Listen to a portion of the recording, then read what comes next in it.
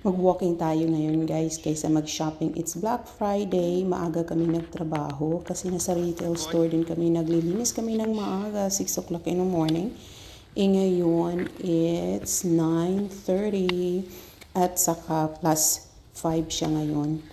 Kailangan lang talagang mag-gear up para sa weather. Para hindi ka naman magreklamo pagdating mo doon sa tuktok ng bundok. Bago lang kami dito sa community na to, kaya kailangan natin i-stroll around. Hindi lang yung sa malling ka kasi nakaka-stress ang mall. So dito na lang tayo sa nature walk. Hindi ka pa nasi-stress. Ang busing ko ngayon ang POV ko.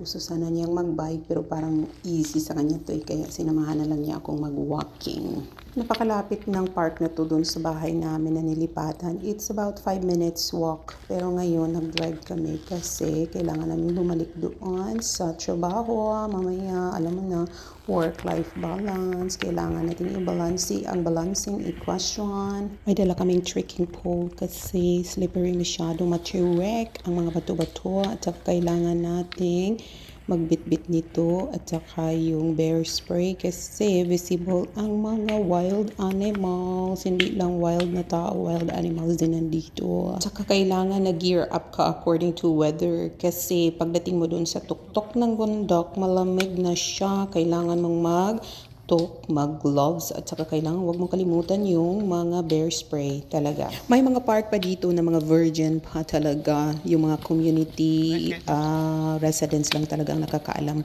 ng mga park. Hindi mo ito makikita sa mga trail forks. Pwede mo makita sa mapa pero minsan sila lang talaga nang i-enjoy. Hindi nila in-open into public. Depende na lang kung may mga local friends ka na mag-i-introduce sa inyo ng mga magagandang park na nakatago dito sa gitna ng isla. Enjoy your Black Friday guys. Huwag magpabudol sa sale.